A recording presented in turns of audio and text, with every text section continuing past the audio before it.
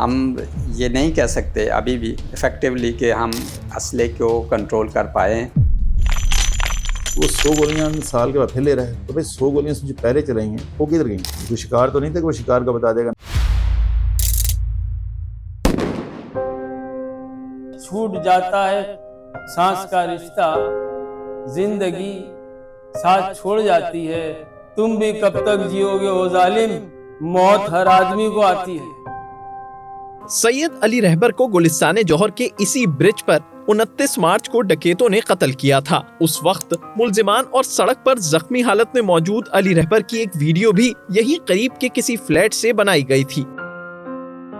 Food delivery का काम करने वाले अली रहबर के 3 बच्चे हैं, जिन्हें वो ईद के कपड़े दिलवाने का वादा करके घर से निकला था और कभी वापस ना आया। मकतूल के वालिद सैयद अख्तर हुसैन स्कूल टीचर हैं और अपने बेटे की मौत के बाद चाहते हैं कि कराची असलह से पाक हो जाए। 5 गोली लगी थी मेरे बेटे को, सर में भी लगी थी, सीने पे भी लगी थी, पेट में भी लगी थी। असला लाने के लिए जो लोग रोकते हैं, जिनका काम है इन्हें पकड़ना, यकीनन कहीं ना कहीं उनमें लूप होल से इस शहर को अमान चाहिए। इस शहर से असला और मुजरिमान दोनों को इस शहर से निकालना चाहिए।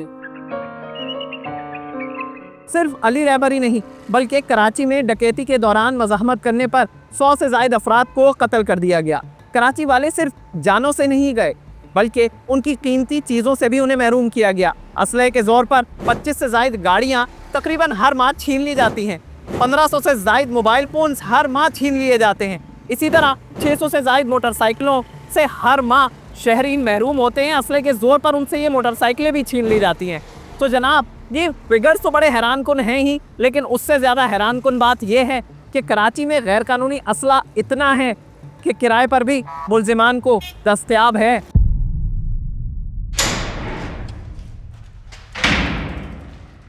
हमें असला जो देता है वो गुलाम मुस्तफ़ा है, एक वो हमें देता था हब से लाके, हब चौकी से, तो उससे असला हम लेते हैं। तो कैसे लेते थे? क्या पैसे देते थे उसे?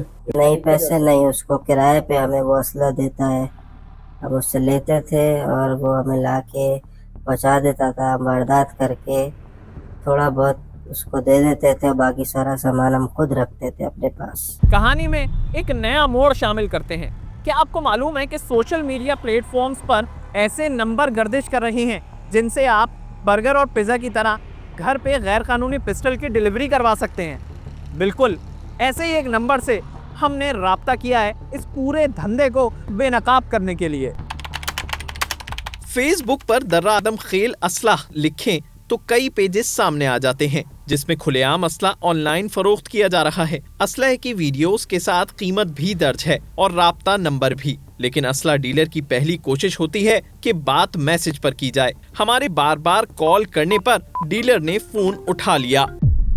बोलो, जल्दी से बोलो भाई, क्या बोलना है? बार बार फोन कर रहे हैं। बाबा फोन भाई मैं इसलिए कर रहा था, मैं ये पूछना चाह रहा था कि आपने फेसबुक पे इश्तिहार लगाया हुआ है ग्लॉक का, तो मिल जाएगी? मिल जाएगी। कितने तक का है? 50-60 हज़ार रुपए का मिल जाएगा। और कराची में डिलीवरी चाहिए? हो जाएगा, कहीं भी पाकिस्तान में हो जाएगा। तो क्या डिलीवरी के कोई एक्स्ट्रा पैसे होंगे? कौन आएगा, क्या होगा? वो जो चार्जर आएगा वो आएगा, और ज्यादा नहीं आएगा। तो ये क्या गोलियां वोलियां कितनी मिल जाएंगी इसमें? गोलियां 10-12 मिल जाएगी उसके साथ। तो बाकी अगर एक्स्ट्रा चाहिए हो तो वो भी मिल जाएगा। तो ये आप बताओ फिर कहाँ आपसे मुलाकात हो सकती है, कैसे पैसे देने, क्या होगा? फिर मैसेज कर दो, मैसेज पे बात करो, ऐसे नहीं कहते। क्या ये वीडियो आपको अच्छी लगी? अभी सब्सक्राइब करें और बेल आइकन पे क्लिक करें। पाकिस्तान का सबसे बड़ा शहर कराची, जहां एक मोहतात अंदाजे के मुताबिक गैर कानूनी हथियार हजारों में नहीं बल्कि लाखों में मौजूद हैं। कराची में गैर कानूनी असलहा बनाने की कोई फैक्ट्री या कारखाना नहीं है, लेकिन मोबाइल छीनने वालों से लेकर मंशियात फरोशों, अगवाकारों, भत्ताखोरों सबके पास असलहा मौजूद है। लेकिन सवाल एक है कि ये असलहा कहां से आता है? कराची में असलहे की मौजूदगी पर बात करने से पहले यह समझ लें कि यहां डिमांड किस असलहे की है। कराची में क्लैशनकोफ, रॉकेट लॉन्चर, सबमशीन गन या G3 की डिमांड नहीं है। यहां क्रिमिनल्स की पसंद है पिस्टल, जो इस वक्त इतनी तादाद में कराची में है कि क्लैशनकोव से भी ज्यादा खतरनाक हो गए हैं। गैर कानूनी असलहे की इतनी बड़ी खेप कराची में होने से पुलिस अफसरान को किसी भी केस की तफ्तीश में बहुत मुश्किलात का सामना रहता है।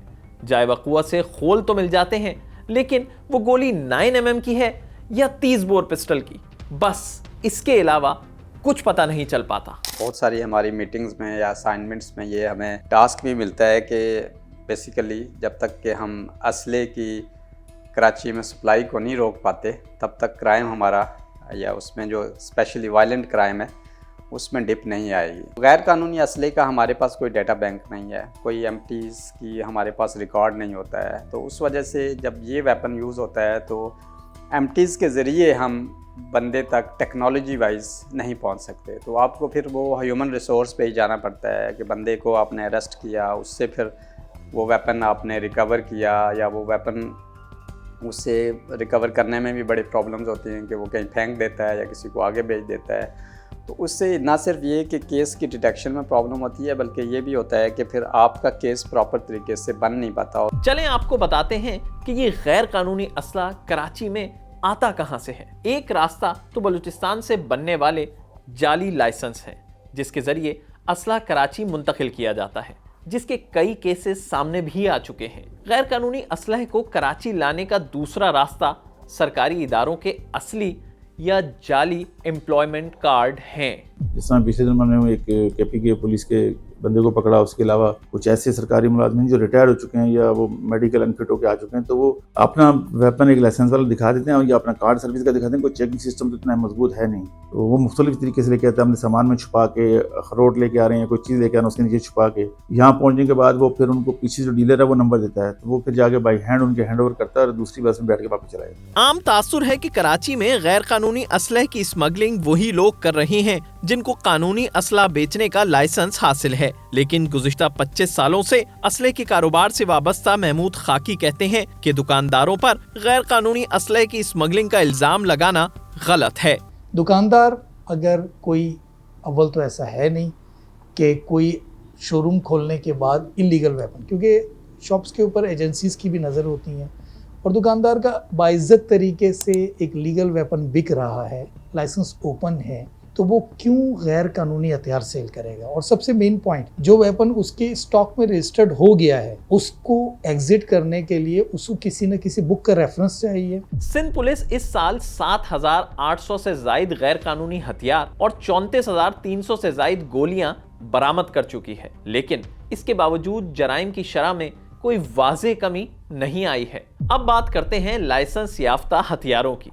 कराची में एम्यूनिशन कंट्रोल का भी कोई सिस्टम मौजूद ही नहीं। तो गोलियां जो हैं या एम्यूनिशन है, इसमें एक तो मार्जिन बहुत है प्रॉफिट का, 10 रुपये वाली गोली 30 रुपये मिलती है, 20 रुपये गोली बिकता है, सैकड़ों गोलियां बिकती हैं। अगर ये एम्यूनिशन को कंट्रोल करने का तरीका बना लिया जाए कि आखिर एक बंदे ने 100 गोलियां ली थी लास्ट ईयर, इस साल 100 लेने आया, तो पिछले 100 जो थी वो उसका कोई सबूत पेश कर दे, भाई हवाई फायरिंग की है, कहाँ ले गया वो। और फिर ये जो वारदातों में इस्तेमाल हो रहा है वेपन, ये सारा मतलब इतना नया वेपन है कि वो जो क्रिमिनल होता है वो घबराहट में मारता है। होल कोई बंदा अगर शूटिंग रेंज पे गया है या उसने किसी जगह पे फायर किया है तो वो होल ला के मुझे क्यों जमा कराएगा। शिकार पे गया हुआ है, उसने 12 बोर कारतूस जंगल के अंदर तीतर के शिकार पे इस्तेमाल किए, तो मुझे क्यों ला के देगा। वो तो वहीं पे फायर हुआ या झील में लॉन्च के अंदर वो किसी में, तो ऐसा कोई कानून नहीं है कि मैं उससे शल डिमांड करूँ। कानून नाफिज करने वाले इदारों के अफसरान के मुताबिक कराची की असला रिपेयरिंग शॉप्स की मॉनिटरिंग भी वक्त की जरूरत है, जहां कौन आकर कानूनी या गैर कानूनी पिस्टल को ठीक करवा रहा है कोई नहीं जानता। तो अगर आपके किसी प्यारे को